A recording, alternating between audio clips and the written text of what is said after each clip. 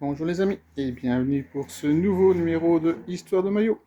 Donc la semaine passée, je vous ai montré le dos de ce maillot et personne n'avait trouvé le maillot extérieur des Kaizer Chiefs FC saison 2016-2017. Alors durant cette saison, le club termine 4e de la division 1 sud-africaine et jouera la petite Coupe d'Afrique des clubs. En Coupe d'Afrique du Sud, en 16e, une victoire 3-0 contre le Stellenbosch Université. En 8e, victoire 2-1 contre Acornbush United. En quart, défaite 1-1 contre Supersport United et défaite au penalty. Supersport United qui gagnera d'ailleurs la Coupe d'Afrique du Sud cette année-là. Donc le club a été fondé dans les années 1970. Palmarès 12 fois champion d'Afrique du Sud, 14 coupes nationales, 13 coupes de la Ligue, 8 MTN, une coupe d'Afrique des vainqueurs de coupe. Alors, compenser les fans de ce maillot extérieur, le côté rétro, le design rappelait un ancien maillot Nike du club datant du début des années 2000, ce qui a plu aux supporters nostalgiques. Les couleurs historiques, le jaune et le noir, étaient très appréciées car elles représentent fortement l'identité du club. Le motif moitié-moitié avec des gradés. Certains trouvaient le concept original et différent des maillots classiques. Moi, personnellement, c'est ce que j'ai bien aimé.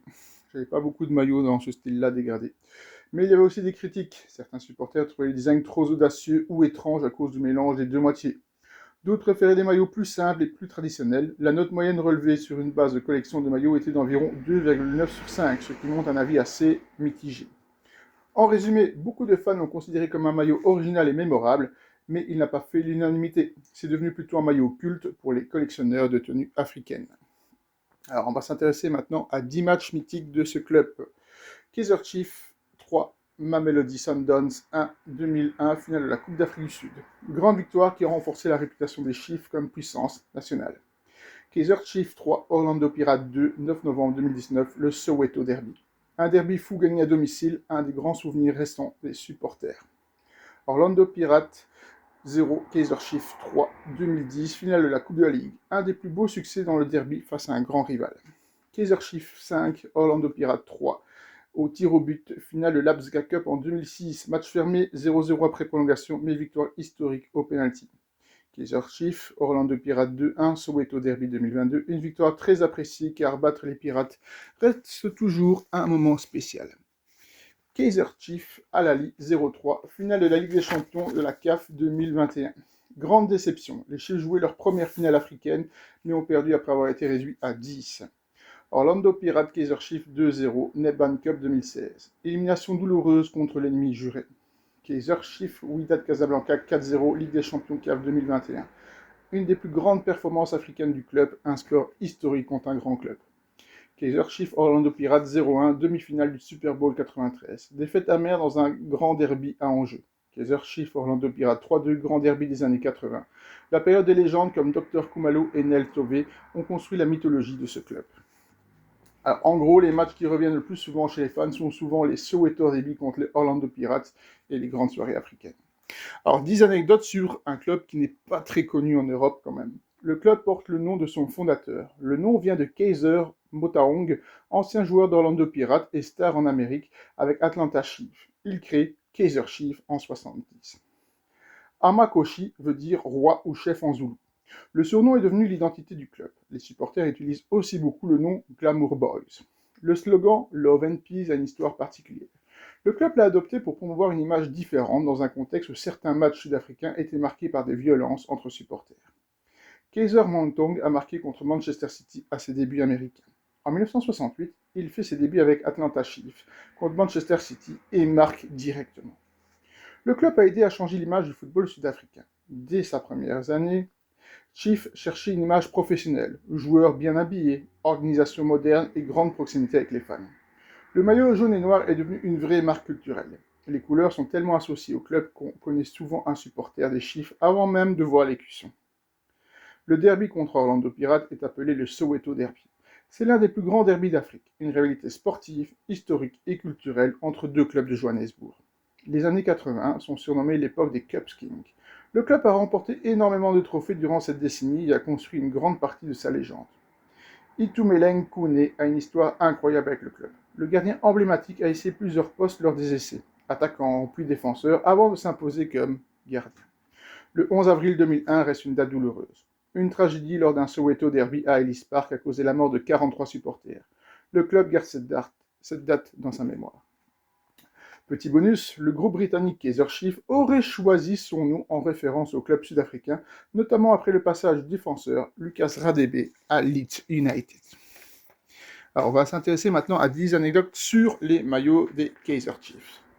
Le jaune or est plus qu'une couleur. Le jaune or du maillot domicile représente le prestige, la réussite et le côté glamour boys du club. Le noir est devenu une signature. Les détails noirs, col, bandes, motifs, sont presque toujours présents. Ils donnent au maillot son identité immédiatement reconnaissable. Les maillots rendent souvent hommage au passé. Plusieurs modèles modernes reprennent des éléments des anciennes générations de maillots pour rappeler les grandes périodes du club. La période Nike de 2000 à 2023 a produit beaucoup de maillots cultes. Nike a accompagné le club pendant plus de 20 ans et a créé des designs devenus associés à l'image des chiffres. Le maillot 2016-2017 domicile symbolisait un nouveau départ. Le design de Nike 2016-2017 voulait représenter une nouvelle génération de joueurs tout en gardant l'identité or et noir. Le maillot extérieur 2016-2017, celui-ci, a divisé les supporters. Son mélange de couleurs et son style plus expérimental ont plu à certains fans, tandis que d'autres préfèrent un design plus classique. Le maillot noir extérieur 2017-2018 a marqué les esprits. Nike avait proposé un extérieur noir avec des lignes dorées, un look très apprécié pour ceux qui aiment les maillots sobres mais élégants. Les maillots Kappa des années 90 sont très recherchés. L'époque Kappa, 89-96, correspond à une grande période sportive du club avec beaucoup de trophées et une forte image culturelle. Certains maillots Nike utilisaient du polyester recyclé. Des maillots Nike du club ont intégré des matériaux issus de bouteilles plastiques recyclées dans une démarche environnementale. Les maillots des Chiefs sont devenus des objets culturels. En Afrique du Sud, porter le jaune et le noir dépasse souvent le simple football. C'est une manière d'afficher son appartenance aux Amakoshi. Petite anecdote bonus, le nom du groupe des Britanniques Kaizer Chiefs vient du club sud-africain, ce qui a aussi rendu les maillots du club connus au-delà du football, je l'avais déjà dit. Alors on va s'intéresser maintenant à l'écusson du club. Voilà, Kaizer Chiefs. Le logo est lié au nom du fondateur. Le club a été créé en 1970 par Kaizer Motaung et le nom Chiefs a naturellement influencé l'identité visuelle du club.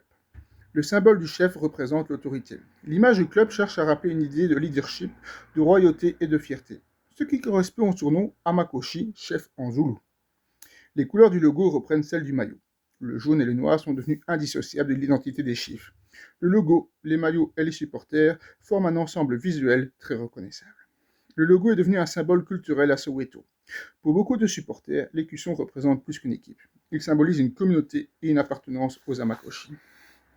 Le style du logo colle à l'image des Glamour Boys. Dès le début, Motaung voulait une image professionnelle et élégante pour le club, ce qui a influencé toute la marque Kaizer Chiefs.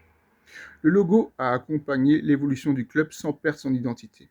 Contrairement à certains clubs qui changent totalement d'écusson, Kaizer Chiefs a conservé ses éléments principaux, nom, couleur et esprit. Le logo anniversaire des 50 ans avait une signification cachée.